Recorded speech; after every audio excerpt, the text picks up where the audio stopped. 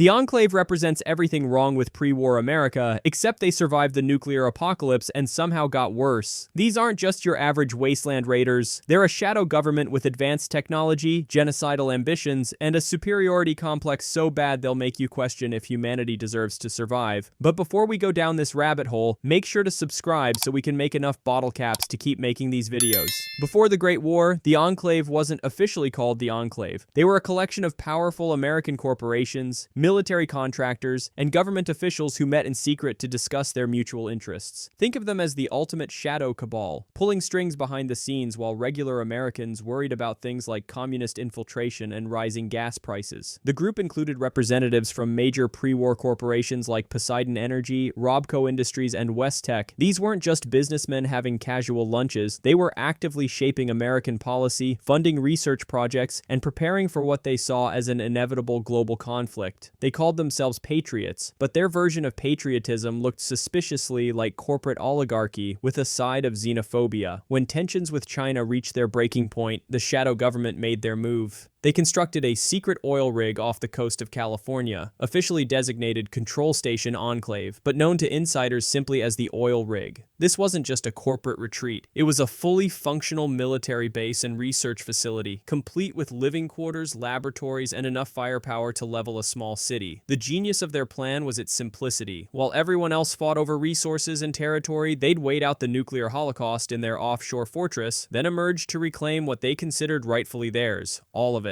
October 23, 2077 changed everything, but for the Enclave, it changed everything according to plan. While 200 million Americans died in nuclear fire, the shadow government sat safely on their oil rig, watching the world burn through satellite feeds and sensor networks. They didn't just survive the Great War, they orchestrated their survival while everyone else got caught in the crossfire. But surviving the apocalypse was only phase 1. The Enclave spent the next century building their strength, advancing their technology, and most importantly, nurturing their absolute contempt for everyone who hadn't been invited to their exclusive survival club. They developed advanced power armor, energy weapons, and aircraft that made Brotherhood of Steel technology look like scrap metal welded together by drunk raiders. Their crown jewel was the development of the Forced Evolutionary Virus, or FEV. Originally a pre-war bioweapon designed to create super soldiers, the Enclave saw it as something far more useful, a tool for genocide. Their plan was elegant in its horror. Release a modified strain of FEV into the atmosphere that would kill every mutated creature on the mainland, leaving only pure, vault-born humans and Enclave members alive. And then we get to the bad part. The Enclave's definition of pure human was so strict it would make eugenicists blush. Anyone exposed to radiation, which meant basically everyone who survived the war outside of vaults, was considered a mutant worthy of extermination. They weren't planning to rebuild America. They were planning to depopulate it and start over with themselves as the founding fathers of a new racially pure nation. You might be saying this sounds like every generic evil faction from a Saturday morning cartoon, but the Enclave's true horror lies in their absolute conviction that they're the heroes of their own story. They genuinely believe they're saving humanity by destroying most of it. It's genocide with a patriotic soundtrack and a flag-draped execution chamber. Their first major appearance in the wasteland came during the events at Vault 13 and the destruction of the cathedral. While the Vault Dweller was busy stopping the Master's super mutant army, the Enclave was quietly abducting villagers from Arroyo for their FEV experiments. They needed test subjects to perfect their bioweapon, and what better guinea pigs than the descendants of Vault Dweller himself? The Chosen One's encounter with the Enclave revealed the full scope of their ambitions. Led by President Dick Richardson, because of course the genocidal fascist would be named Dick, they planned to release their modified FEV from their oil rig's ventilation systems. The virus would spread globally, killing every impure human within 2 weeks while leaving Enclave personnel completely unharmed. Their technology was genuinely impressive, even terrifying. Advanced power armor that made the wearer nearly invincible, plasma weapons that could melt through steel, and vertibirds that gave them complete air superiority over the wasteland. They had resources that made the Brotherhood of Steel look like a hobbyist club and the scientific knowledge to back up their apocalyptic ambitions. But there's one more tragedy to this story. The Enclave's rank-and-file soldiers genuinely believed they were serving their country. These weren't cartoon villains twirling their mustaches. They were patriots who'd been raised from birth to believe that everyone outside their organization organization was either a mutant, a communist, or both. When they gunned down wasteland settlers, they thought they were protecting America from genetic contamination. The oil rig's destruction should have ended their story, but fascists are like cockroaches, remarkably difficult to exterminate completely. Scattered Enclave remnants regrouped on the East Coast, establishing a new base of operations at Raven Rock, a pre-war government bunker that made their oil rig look like a beach house, under the leadership of President John Henry Eden. And yes, they kept the presidential title because nothing says we're definitely not the bad guys like maintaining a government position over a pile of radioactive rubble. The East Coast Enclave doubled down on their genocidal ambitions. Eden, who turned out to be a Zach supercomputer that had achieved sentience and developed a serious case of digital nationalism, wanted to use modified FEV in the capital wasteland's water supply. Their plan was almost comically evil in its scope. Project Purity, a water purification system designed to bring clean water to the capital wasteland, would instead become a delivery system for their bioweapon. Every person who drank the purified water would die within days, leaving the capital wasteland empty for Enclave recolonization. Colonel Augustus Autumn represented the more pragmatic wing of Enclave leadership, believing they should simply control the water supply to force wasteland settlements into submission. But Eden's faction wanted nothing less than complete extermination of everyone who didn't meet their genetic purity standards. It was a philosophical debate between enslavement and genocide, which really tells you everything you need to know about Enclave internal politics. The Brotherhood of Steel's intervention at Project Purity marked another major defeat for Enclave ambitions, but once again, scattered remnants survived. Some fled to Chicago, others disappeared into the Western Territories, and a few hardy survivors established hidden bases throughout the former United States. What makes the Enclave particularly disturbing isn't their technology or their resources, it's their absolute moral certainty. They've convinced themselves that genocide isn't just necessary, it's patriotic. They wrap mass murder in the American flag and call it liberation. They're not just fascists. They're fascists who genuinely believe they're the good guys in this story. Their power armor bears the symbol of the United States of America, but their America never actually existed. It's a fever dream of racial purity and corporate control. A nation that was supposedly perfect before the war corrupted it with radiation and mutation. They're not trying to restore the old world. They're trying to create a new world that matches their racist fantasies about what the old world should have been. The most chilling aspect of the Enclave is how they've maintained their organizational structure and chain of command for over 2 centuries. They have a functioning government, complete with a president, cabinet positions, and military hierarchy. They hold elections, maintain records, and follow bureaucratic procedures while planning the systematic extermination of humanity. It's genocide with proper paperwork and a functioning HR department. Their recruitment methods reveal another layer of horror.